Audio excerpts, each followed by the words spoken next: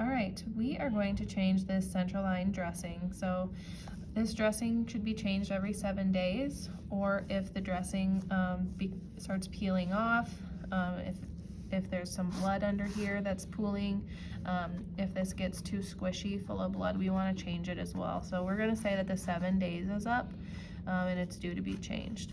So first I'm going to apply just a set of regular clean gloves. I'm going to make sure I have my sterile kit, and we'll get started. So we always want to have a clean surface to work from.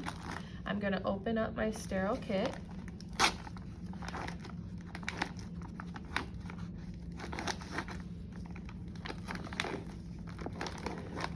And we are going to apply a mask to our patient and put a mask on ourselves, and this is just to prevent infection since we are going to expose the central line here. So now we can go ahead and peel up our dressing. So go ahead and peel it up. You can see that there's a perforation underneath the lumens here, and once we peel that up, it should all come off together. Once I get to the insertion site, I'm gonna just let it sit there,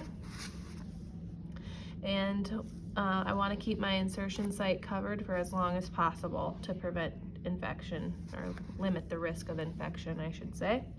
We're going to take the seat belt off our stat lock, take our lumens out of the stat lock, and then the stat lock can peel off. So you can go ahead and do that. And then once the stat lock is off, we can go ahead and take off the remainder of the dressing. So I always like to hold on to the PICC line here to pull off the rest of the dressing. If I'm having difficulty pulling this off, I can drop 1 drop of saline on there to help it peel off nicely. All right, and then I'm going to remove my gloves, perform hand hygiene, and then I'm going to go ahead and put on my sterile gloves. Some people like to lay this out to put all their sterile supplies on. I just toss it and keep everything in the kit. It just depends on what you're the most comfortable with. Get my sterile gloves on here. While we are changing the dressing, we want to make sure that no visitors are in the room, that there's no fans or anything else in the room that are on, again, to limit the risk of infection that's getting to that insertion site there. So like I said, this can be laid out to put your sterile supplies on. I just keep all my stuff in the kit, whatever you prefer to do. So before we change the dressing, we should know if the patient is allergic to chlorhexidine, because our dressing itself is the CHG chlorhexidine, and we also have the ChloraPrep. So if they're allergic to chlorhexidine, we can use the alcohol swab sticks, but my patient is not, so I'm going to toss those to the side. In my sterile kit here, I do have some 4x4s that I can use. If I were to just touch this, I would dirty this hand, and this hand can no longer be used as any part of my sterile dressing change here. So if I touch something with my gauze, then I'm not dirtying my hand, I'm just dirtying the gauze. So I'm gonna go ahead and squeeze my ChloraPrep. I'm gonna start at the insertion site and work my way out.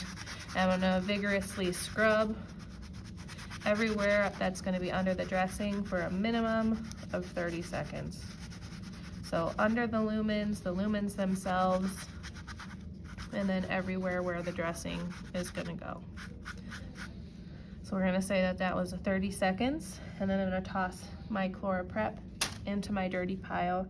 And now that I've cleaned this, I can now touch it. It's now sterile, and I'm going to toss my dirty 4x4.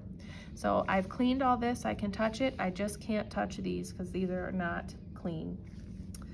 I do have another 4x4 in here I could use if I needed to touch them later on in the process. While that's drying, I could do one of two things. I could wait for that to dry and apply my barrier film, or I could attach my stat lock and then apply this and let it dry. and then secure it. So either way, but to make it less confusing, I'm gonna start with the barrier film. And I'm gonna put that everywhere that the dressing is going to go, except I'm gonna try to avoid where the CHG pad is going to stick.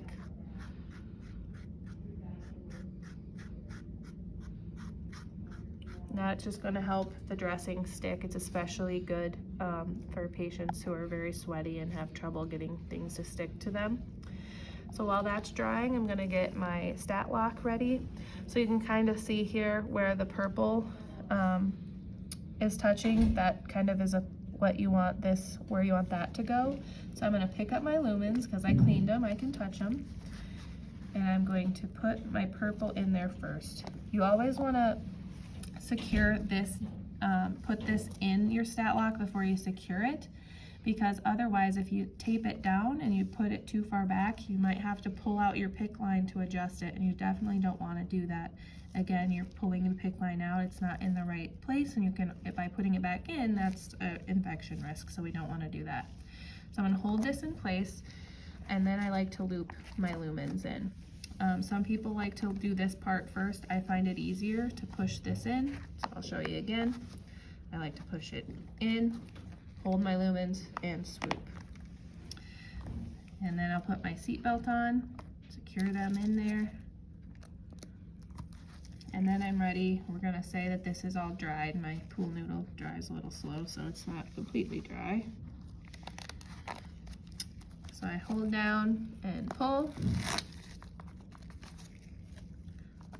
Hold down and pull.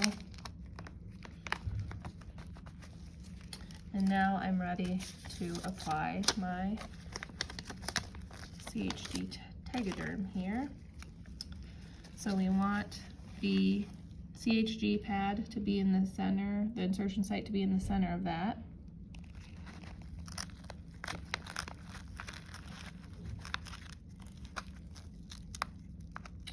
And then we can take this part of the dressing off and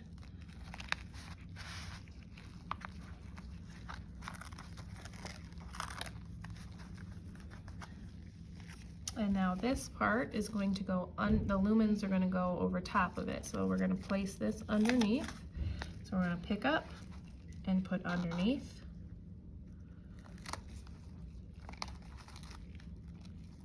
And take this paper off.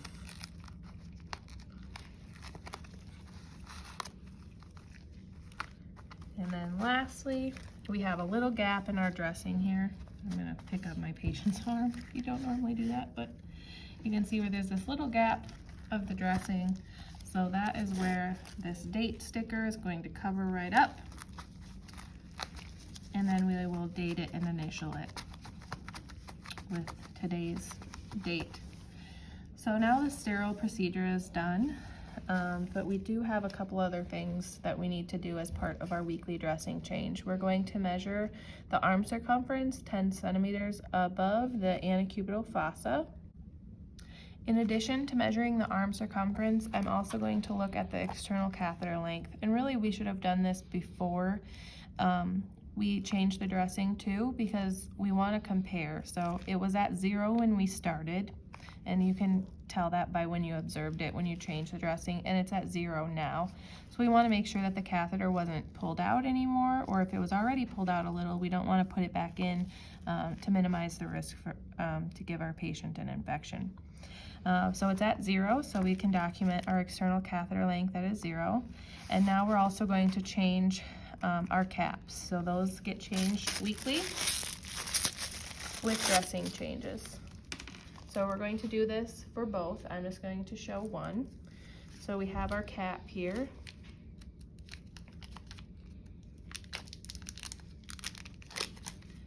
And I'm just going to attach my flush and prime it.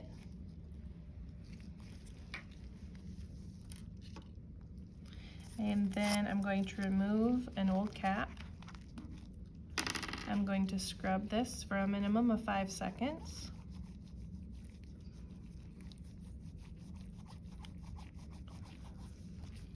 And then I'm going to attach my primed new cap. And I'm going to make sure it flushes, and part of our assessment too, we want to make sure that each lumen aspirates as well, good blood return, and flushes easily.